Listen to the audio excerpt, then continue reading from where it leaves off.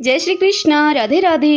भगतजनों, श्री कृष्ण दीवानी channel में आपका हार्दिक स्वागत है। आज मैं आपको पद्म पुराण की 8वें अध्याय की कथा सुनाने जा रही हूँ। जो भी मनुष्य जेठ मास में पद्म पुराण की कथाओं को सुनते हैं, उन्हें भगवान विष्णु मनोवांछित फल प्रदान करते हैं।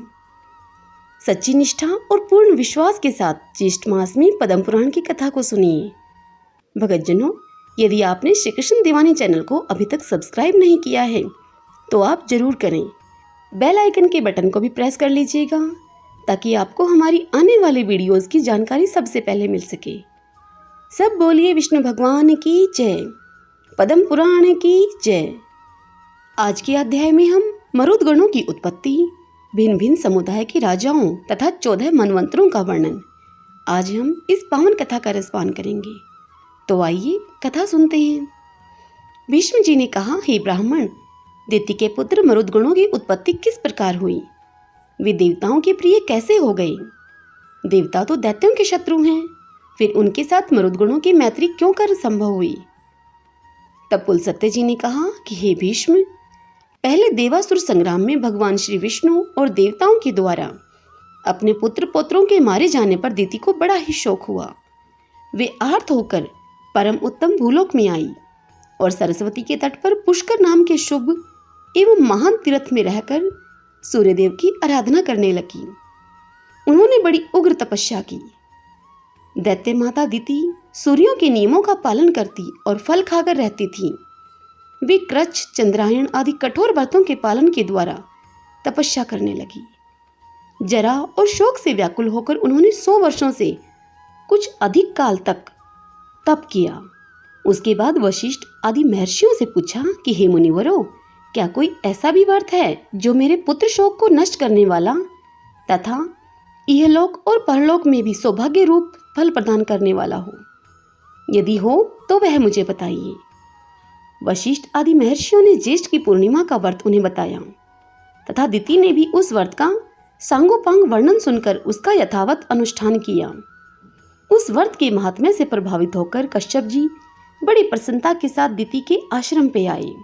दिति का शरीर तपस्या से कठोर हो गया था, किंतु कश्यप जी ने उन्हें पुनः रूप और लावण्य से युक्त कर दिया और उनसे वर मांगने का अनुरोध किया।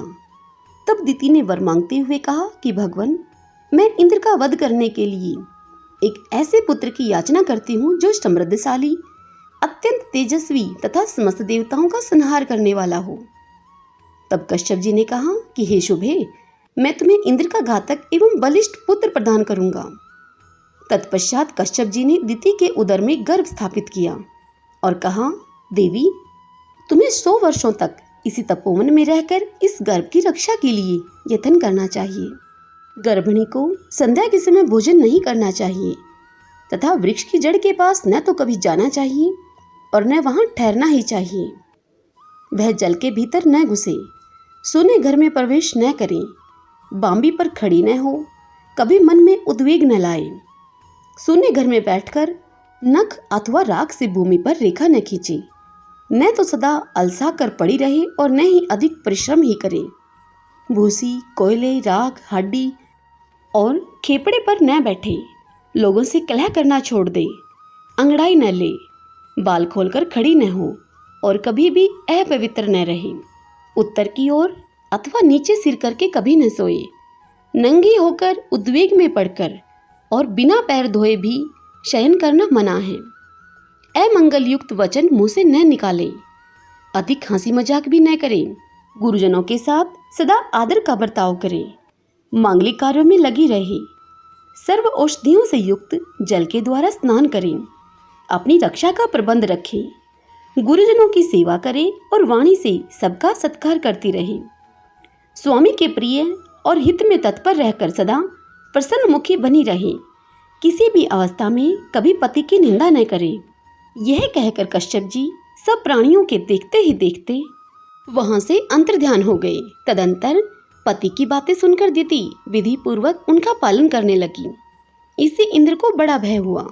वे देवलोक को छोड़कर दिति के पास आए और उनकी सेवा की इच्छा से वहां रहने लगे। इंद्र का भाव विपरीत था। वे दिति का छिद्र ढूंढ रहे थे। बाहर से तो उनका मुख प्रसन्न था, किंतु भीतर से वे भय के मारे विकल थे। वे ऊपर से ऐसा भाव जताते थे मानो दीति के अभिप्राय और कार्य को वो जानते ही न हों, परंतु वास्तव में अपना वह काम बनाना चाहते थे। तदंतर जब 100 वर्षों की समाप्ति में 3 ही दिन बाकी रह गए, तब दीति को बड़ी प्रसन्नता हुई। वे अपने को कृतार्थ मानने लगी तथा उनका हृदय विस्मय विमुग्ध रहने लगा। उस दिन वे पैर धोना भूल गई और बाल खोले ही वह सो गई।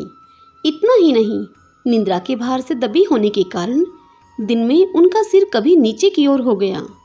यह अवसर पाकर सचिवपति इंद्र दीति के गर्भ में प्रवेश कर गए और अपने वज्र के द्वारा उन्होंने उस गर्भस्थ बालक के 7 टुकड़े कर डाले। तब वे 7 टुकड़े सूर्य के समान तेजस्वी 7 कुमारों के रूप में परिणित हो गए और रोने लगे। उस समय दानव शत्रु इंद्र ने उन्हें रोने से मना किया तथा पुनः उनमें से एक एक के 7 टुकड़े कर दिए। इस प्रकार 49 कुमारों के रूप में होकर वे जोर जोर से रोने लगे। तब इंद्र ने माँ रुध्वम अर्थात रो मत ऐसा कहकर उन्हें बारंबार रोने से रोका और मन ही मन सोचा कि ये बालक धर्म और ब्रह्मा जी के प्रभाव से पुनः जीवित हो गए हैं। इस पुण्य के योग से ही इन्हें जीवन मिला है। ऐसा जानकर वे इस निश्चय पर पहुंचे कि यह पौर्णमासी व्रत का फल है। निश्चय ही इस व्रत का अथवा ब्रह्मा जी की पूजा का यह परिणाम है कि वज्र से मारे जाने पर भी इनका विनाश नहीं हुआ। ये एक से अनेक हो गए, फिर भी उदर की रक्षा हो रही है। इसमें संदेह नहीं कि ये अवध्य है, इसलिए ये देवता हो जाएं। जब ये रो रहे थे उस समय मैंने इन गर्भ के बालकों को मारुदह कहकर चुप कराया है, इसलिए ये मरुतः नाम से प्रसिद्ध होकर कल्याण के भागी बने। ऐसा विचार करके इंद्र ने दीति से कहा, माँ मेरा अपराध क्षमा करो, मैंने अर्थशास्त्र का सहारा लेकर यह दुष्कर्म किया है। इस प्रकार बारंबार कहकर उन्होंने दीति को प्रसन्न किया और मरुदगणों को देवताओं के समान बना दिया। तत्पश्चात देवराज ने पुत्रों के सहित दीति को विमान पर बिठाया और उनको साथ में लेकर वे स्वर्गलोक को चले गए। मरुदगण यज्ञ भाग के अधिकारी हुए। उन्होंने असुरों से मेल नहीं किया, इसलिए वे देवताओं के प्रिय हुए। भीष्म जी ने कहा कि हे ब्राह्मण, आपने आदि सर्ग और प्रतिसर्ग का विस्तार के साथ वर्णन किया, अब जिनके जो स्वामी हो उनका वर्णन कीजिए। तब पुलस्त्य जी बोले कि हे राजन, जब प्रथु इस पृथ्वी के संपूर्ण राज्य पर अभिषिक्त होकर सबके राजा हुए, उस समय ब्रह्मा जी ने चंद्रमा को अन्न, ब्राह्मण, व्रत और तपस्या का अधिपति बनाया। हिरण्यगर्भ को नक्षत्र, तारे, पक्षी, वृक्ष, झाड़ी और लता आदि का स्वामी बनाया। वरुण को जल का, कुबेर को धन का, विष्णु को आदित्यों का और अग्नि को वसुओं का अधिपति बनाया। दक्ष को प्रजापतियों का, इंद्र को देवताओं का, प्रहलाद को दैत्यों का और दानवों का, यमराज को पितरों का, शूलपाणी भगवान शंकर को पिशाच, राक्षस, पशु, भूत, यक्ष और विताल राजों का, हिमालय को पर्वतों का, समुद्र को नदियों का, चित्ररथ को गंधर्व, विद्याधर और किन्नरों का, भयंकर पराक्रमी वासुकी को नागों का, तक्षक को सर्पों का, गजराज ऐरावत को दिग्गजों का, गरुड़ को पक्षियों का, उच्चे शर्वा को घोड़ों का, सिंह को मृगों का, सांड को गौओं का तथा पलक्ष अर्थात पाकड़ को संपूर्ण वनस्पति का अधीश्वर बनाया।